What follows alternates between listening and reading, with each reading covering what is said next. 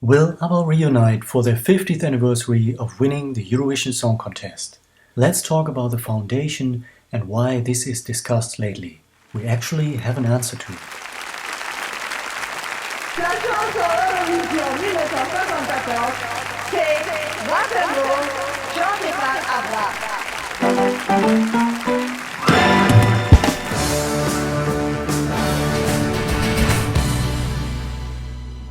Hey! So, last weekend, Sweden won the Eurovision Song Contest. The winning song was Tattoo by Loreen. She already won for Sweden 11 years ago and is only the second artist to win Eurovision more than once. That also means that Sweden is now the most successful country in the Eurovision Song Contest together with Ireland. And it all started with ABBA in 1974. Maybe we should talk about that band on this channel in the future. Let me know what you think about that. In any way, next year it will be 50 years since ABBA won the Eurovision Song Contest for Sweden. And because Loreen won this year, the show next year will be held in Sweden. It's too good to be true, isn't it? Loreen took the show back home right in time for that milestone of ABBA's victory. It really is a fairy tale somehow. And that certainly had led to discussions amongst fans and viewers about what will happen with ABBA in Sweden next year for that grand show for ABBA's big anniversary.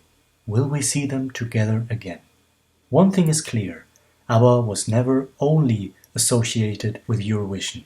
It seems like they've always kept a graceful distance towards Eurovision and that label of being a Eurovision one-hit wonder. Of course, because they simply were not such a one-hit wonder. They really took off. But certainly, Eurovision was the crucial foundation for ABBA's international breakthrough, and they've always acknowledged that in some way. So to understand what might be happening next year, let's take a look at the very brief history of ABBA's association with the Eurovision Song Contest following their victory in 1974. Over the years, we did get contributions from the ABBA members for the actual contest.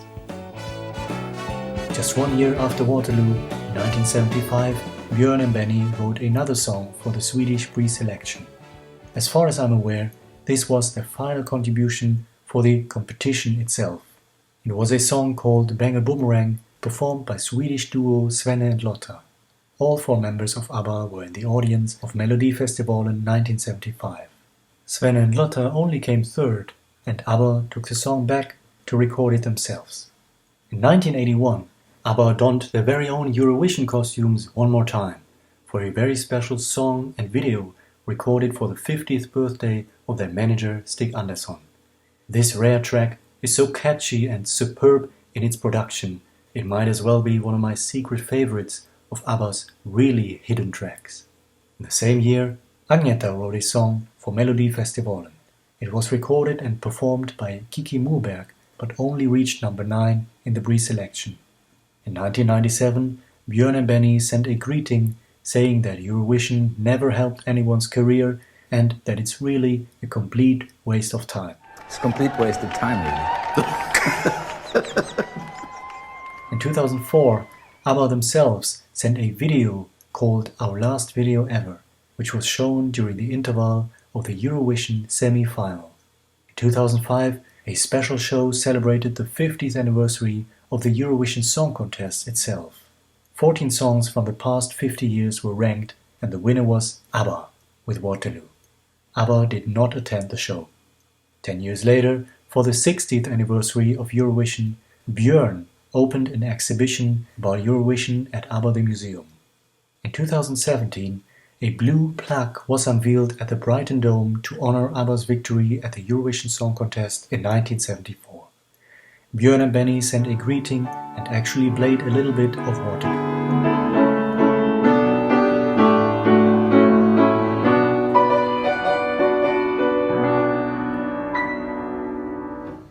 And in 2020, for a special show replacing the actual contest, 15 video messages were sent from different countries and former Eurovision participants.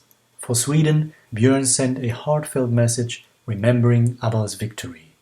In the past few years, Björn seems to be more attached to the contest, and he also seems to be using it to great advantage. In 2016, with the launch of his exhibition, he sent greetings and interviews and very cleverly sneaked in some promotion for ABBA the Museum and Mamma Mia the Party. And just last week, for the Eurovision Song Contest 2023, Björn appeared again in the actual show in a short video greeting, very cleverly mentioning ABBA the Museum and ABBA's Voyage show. It's funny that we saw him just 1 year before ABBA's big anniversary. So what could or will happen next year in Sweden? Let's take a look at the most recent musical contribution to Eurovision from the ABBA members. That final musical contribution came 10 years ago, and it was out of competition. For the show in Sweden, again because Loreen won the year before, Björn and Benny wrote a song called We Write the Story. It was the opening anthem and they wrote it together with Avicii. This was described as a union of two of Sweden's biggest musical exports. All three artists were on the very top of the list of musicians that Swedish television wished to collaborate with.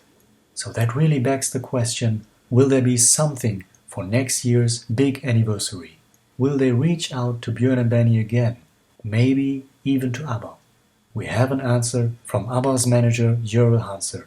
For a Swedish newspaper, the title says, ABBA denies Eurovision reunion. Wishful thinking. Plain and simple, she says, definitely wishful thinking from fans. No such plans exist. Clear denial. There will be no ABBA reunion at the Eurovision Song Contest 2024. However, looking at the long and diverse history of contributions and acknowledgements over the years, most likely there will be something for ABBA's 50th anniversary next year, especially with the show being in Sweden. We know that the Voyage producers have said that it is not possible to send the avatars anywhere else, for technical reasons. But will they be able to make something similar for the show, in a different kind of way, perhaps in simple video form? Or will we get something entirely else, celebrating 50 years of Waterloo? What do you think could happen? Be creative and let me know in the comments below. I want to give my personal thanks to James Jargilski this time for the latest very generous super chat of $25.